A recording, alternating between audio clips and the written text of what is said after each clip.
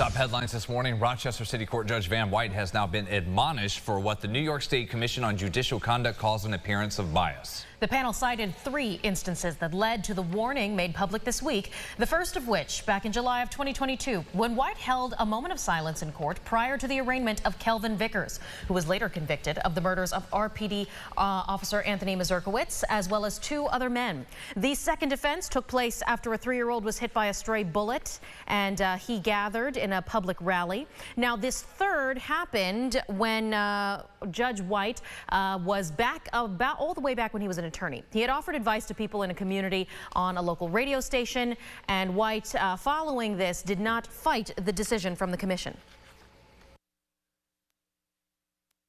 I own that.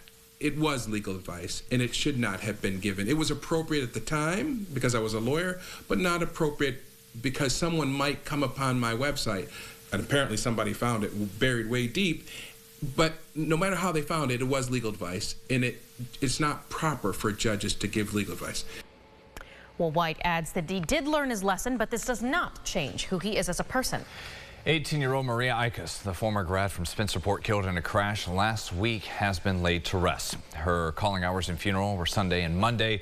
Ikas died in that crash on Burritt Road in Parma 9 days ago when an accused drunk driver, 33-year-old Alexander Hackett, ran into the back of Ikas's SUV that was parked on the shoulder of the road, sending her car into a tree. She died on scene. Deputies say Hackett did admit he had at least 4 beers before driving. He is charged with vehicular manslaughter. Well, the Western New York community is mourning the loss of 8-year-old Thomas Ross on your screen now. He was killed in a hit-and-run crash over the weekend. This 2nd grade student at Blaisdell Elementary School is being remembered as a bright child with a big smile and an even bigger heart.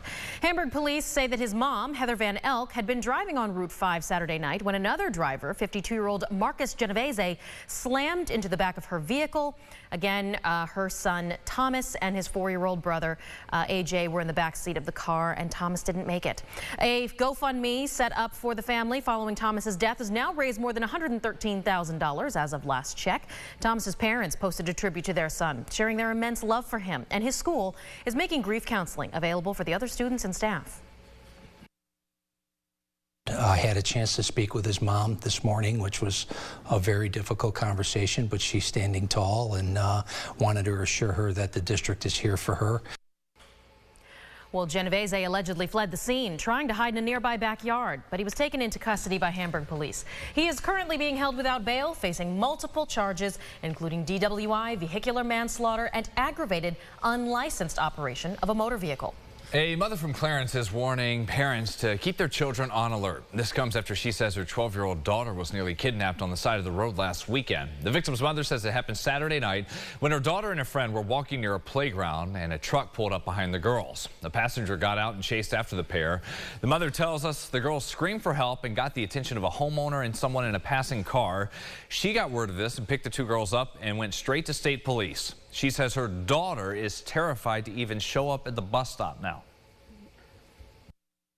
It's just life altering, and I think eventually she will be okay, but it's gonna take a while. It's just a process, and she's got to live with this. It's so sad to have her think that the same thing. Like, I could have maybe never seen my mom and dad and my brother ever again.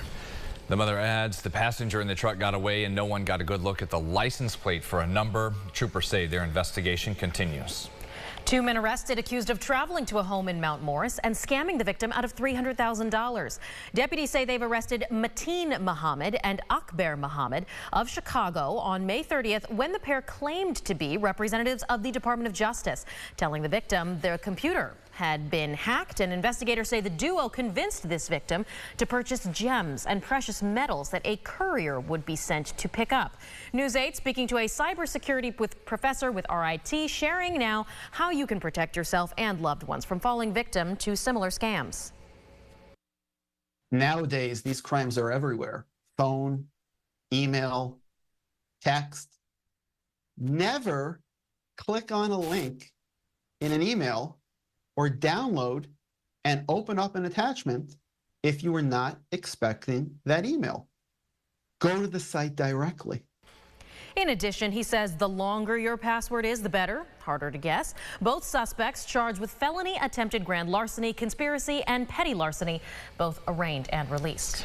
The proposed layoffs at Monroe Community College are off the table. Last night, MCC's Board of Trustees approved a different spending plan that will avoid job cuts. Instead, the administration approved a measure that comes with voluntary retirements and separation incentive plans for eligible faculty that are full-time. That decision follows protests you see here over talks of looming cuts that would kick in over the next 12 months. That brought out the rallies from the faculty union. An MCC spokesperson says the work protecting the school's long-term financial health is far from done, but says this is a positive step. And the end of school year temperatures can, as many of you remember, leave the classroom a bit toasty. Well, now a new measure to address this has passed the Senate, creating a maximum temperature allowed in school buildings as well as indoor facilities. It establishes a definition of extreme heat condition days at campuses at 82 degrees, and there is now a set standard for measuring room temperature.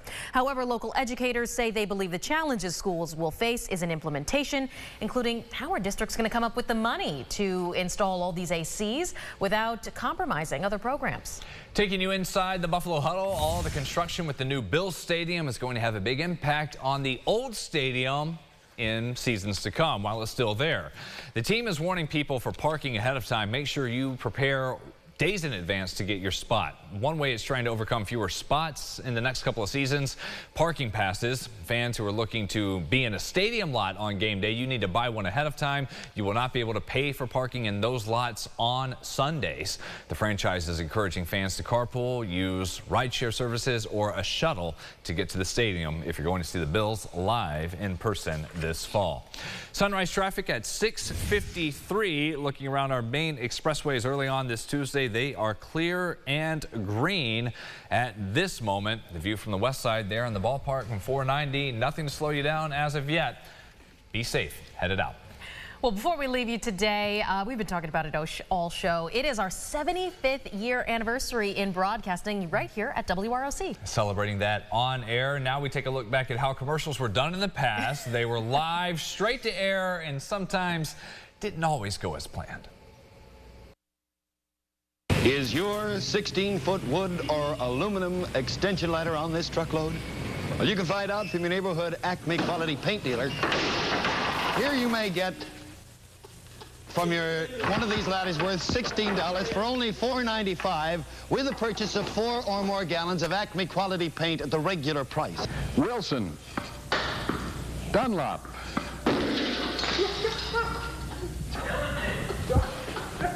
Solid Master has the inverted covers for easy storing.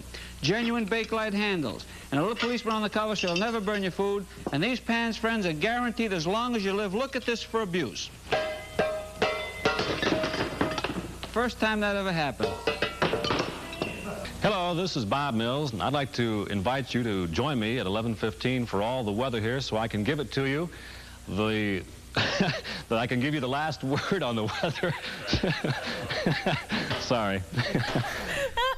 This is so good. I love all these products broke and fell. I know.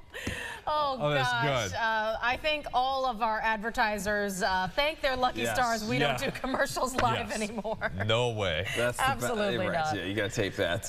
That's great. They're doing a little product testing as well. Why not? Yeah, hey, we've got our own blooper reels, but you guys don't get to see them. They're aired at the annual Christmas party. Yeah, right. So we'll keep those to ourselves. But I mean, I feel like we could make a blooper reel regularly on the things we talk about. Oh, yeah. So. This morning show, for sure. Oh, yeah. They're going to get us good this year at the holiday party. Exactly. Mid-70s for you tomorrow. We'll eventually get back to 80 degrees. Won't happen until Thursday. And next chance for rain Friday morning. Don't break that clicker over there. Look, I didn't even bring it to the desk.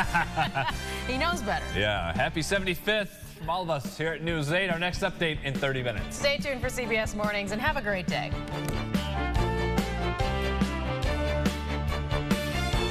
Follow News 8 wherever you are on RochesterFirst.com, Facebook, Twitter, and on our app for news and weather.